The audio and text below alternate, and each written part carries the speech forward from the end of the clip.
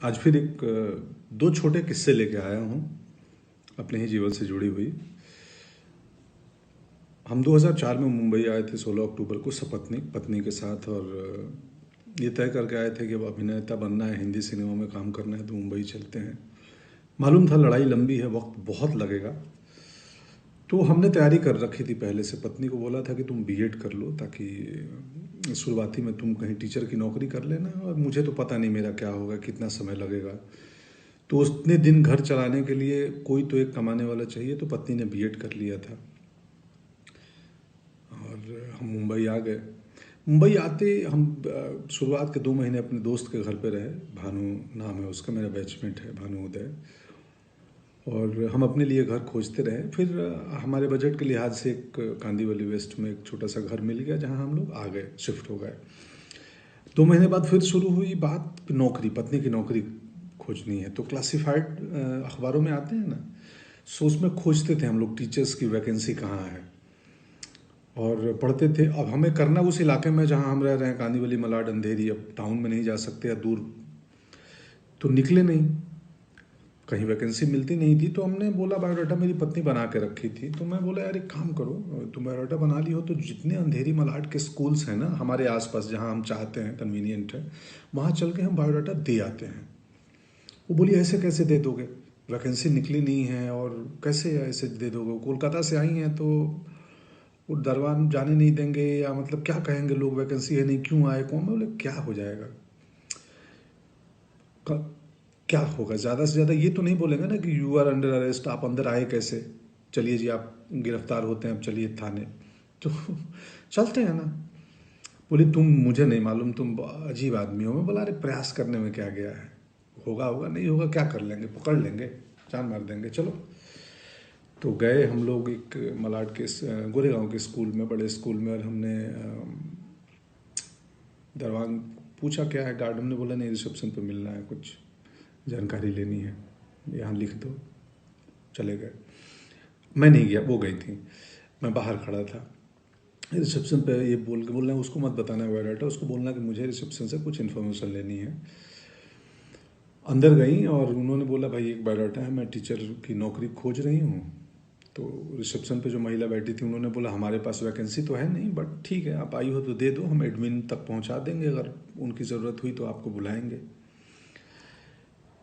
कट्टू, सिनेमा वालों की भाषा है कट्टू। मतलब इसके बाद मैं एक दूसरी कहानी पे आता हूँ। बायोडाटा दे दिया, उस महिला ने बोला कि एडमिन तक खबर दे दूंगी, ज़रूरत पड़ी कभी लगी तो बुला देंगे। आ गई, बोले चलो ठीक है, बस हमने अपना काम कर लिया। दूसरी कहानी मेरी क्या चल रही थी, मैं उस समय हार्ड कॉपी तस्वीरों का वक्त था, तब मेल नहीं आए थे कि हम मेल कर दें तस्वीरें, या ऑडिशन बाद का चीज़ है, पहले आपकी तस्वीर पसंद आनी चाहिए तब ऑडिशन के लिए बुलाते थे, और तब कास्टिंग डायरेक्टर्स भी नहीं आए थे। अभी जो बहुत सारी कंपनियां हैं, बहुत सारे लोग हैं, करते हैं और अच्छा काम कर रहे हैं। तो हम जाके, उस वक्त कास्टिंग डायरेक्टर नहीं होते थे, तो डायरेक्टर का कोई एसोसिएट डायरेक्टर या असिस्टेंट या प्रोडक्शन के लोग भी कास्टिंग कर लेते थे। और तब कास्टिंग मतलब बहुत छोटे छोटे रोल्स में नए एक्टर को लिया जाता था, और जो भी एक सेट पैटर्न था, ये हीरो, ये हीरोइन, ये विलेन, वकील, इंस्पेक्टर भी सेट थे। तो 2004-5 की बात है ये। तो मैं जाता था दफ्तर में, दरवान रोक दे कहीं बड़ी कंपनी, किसी फिल्म ऑफिस में गया, तो मैं बोलता था कि यार मेरे को बोला किसने बुलाया है, मैं बुलाया नहीं, मेरे को ईश्वर जी भेजे हैं कि वो राहुल, रवि, जो भी नाम है उस एसोसिएट की, उनसे मिलना है, ईश्वर जी भेजे हैं। बोला अच्छा। वो फ़ोन करे कि भाई कोई आए हैं, पंकज नाम है, ईश्वर जी भेजे हैं। तो बोले अच्छा कौन, भेज दो, भेज दो, मिलता हूँ, देखता हूँ कौन। या अंदर पहुंच जाए, छोटा दफ्तर हो, रिसेप्शन तक पहुंच गए सीधे, तो फ्रंट डेस्क पे जो भी रिसेप्शन पे महिला बैठी हैं, जी हाँ क्या। तो मैं बोला एसोसिएट डायरेक्टर से मिलना है। तो किसने भेजा है आपको, कैसे आए हो, क्या है रेफरेंस। तो मैं तो बोलता था वैसे ही आया हूँ, लिफ्ट से आया हूँ अभी बस ऊपर। नहीं नहीं नहीं, यहाँ भेजा किसने है। मैं मतलब वो ईश्वर जी भेजे हैं बोल के उनसे। ईश्वर जी, बोले हाँ बता दो ना उनको, वो जानते हैं। तो ईश्वर जी भेजे हैं, कोई पंकज आया है कास्टिंग वाला। बोले चलो आता।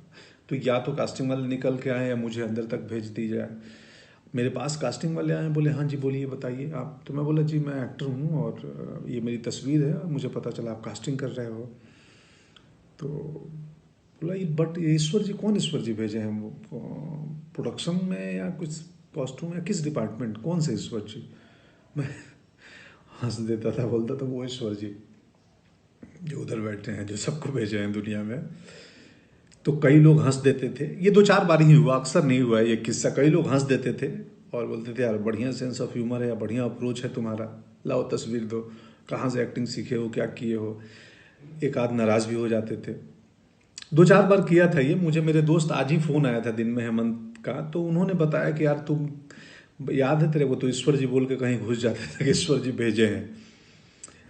तो याद आया। और हम एक्टर्स को कैसे पता चलती थी कि कास्टिंग कहाँ हो रही है। एक इन्फिनिटी मॉल है अंधेरी में, वहाँ पे बहुत सारे एक्टर्स शाम को बैठते थे और वहाँ इन्फॉर्मेशन एक दूसरे को दी जाती थी। हम इतने वहाँ इकट्ठे होने लगे कि बाद में मॉल के जो सिक्योरिटी मैनेजमेंट सिक्योरिटी वालों ने हमें खदेड़ दिया कि तुम लोग चले जाओ, यहाँ भीड़ नहीं चाहिए। उसमें पूरे हिंदुस्तान के गांव खेड़े से छोटी जगहों से आए हुए हमारी तरह एक्ट्रेस थे, बहुत सारे बहुत सारे। बाद में सुजान सिंह चौक बन गया, वो भी एक एक्टर हैं सुजान जी। हम बहुत सारे दोस्त हैं, अब नाम लूँगा तो 1000 नाम हो जाएंगे जो वहाँ बैठते थे। पत्नी की कहानी पे बायोडाटा दे के चली आई, एडमिन में जाएगा। दूसरे दिन कॉल आया कि जी आप आइए, एक इंटरव्यू के लिए प्रिंसिपल ने कॉल किया है। वो गई, इंटरव्यू दी, उनकी नौकरी हो गई। पढ़ाने लगी, हमारा दुकान चल गया और मैं ईश्वर के बहाने से दफ्तर दफ्तर घूमते रहा। मेरे ईश्वर काम नहीं आ रहे थे, कास्टिंग नहीं हो रही थी। थोड़ा वक्त ज़्यादा लगा, ईश्वर काम आए, मौके मिले, बहुत सारे मौके धीरे धीरे मिलने लगे। गैंग्स ऑफ वासेपुर पहला मौका था जिसमें मुकेश ने, तब तक कास्टिंग डायरेक्टर आ चुके थे और तब तक वो पैटर्न ख़त्म हो गया था कि किसी भी बहाने एसोसिएट या असिस्टेंट तक घुस के अपनी तस्वीर दे दो या इंट्रो दे दो कि जी मैं एक्टर हूँ। तब तक प्रोफेशनल माहौल बनने लगा था।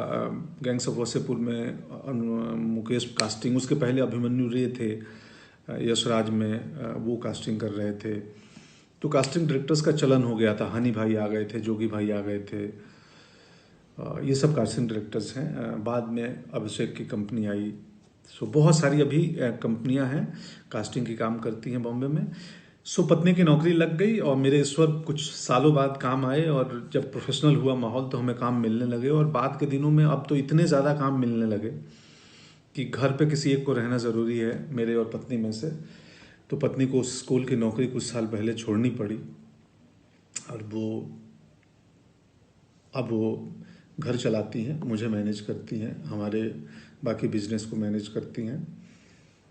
ये है किस्सा। कुल जमा बात इतनी है कि प्रयास नहीं छोड़ना चाहिए। हम किसान परिवार से आए हैं। किसान एक बीज डालता है ज़मीन में और डालने के बाद उसको मिट्टी से ढक देता है। उसको मालूम है कि इसमें वक्त लगेगा। मेरा काम है फेवरेबल कंडीशन देना, इसको वक्त पे पानी देना, वक्त पे धूप देना, खाद देना, आसपास घास आ गए, कचरा आ गया, सफाई करना। ये एक दिन पौधा बनेगा और फिर फलाएंगे। इसमें धीरज बहुत बड़ी चीज़ होती है। आप जिंदगी में जो काम करना चाहते हो, कोई भी काम छोटा नहीं है, कुछ भी, मतलब आप किसानी में भी कमाल कर सकते हैं, आप कहीं पे भी कर सकते हैं। खैर, शुक्रिया, आज का किस्सा इतना ही। Thank you so much. Corona से डरना नहीं है, लड़ना है। लॉकडाउन को गंभीरता से पालन करें और बाकी उपाय हमें मालूम ही है। हाइजीनिक मेंटेन करें, एक फिजिकल डिस्टेंसिंग मेंटेन करें, अगर ज़रूरत हो एसेंशियल चीज़ों के लिए बाहर निकलना पड़ रहा है तो। और बस यही है। शुक्रिया। आप सबको बहुत सारा प्रेम और स्नेह और पूरी दुनिया खुशहाल रहे, ऐसी कामना है प्रभु से। जय हिंद।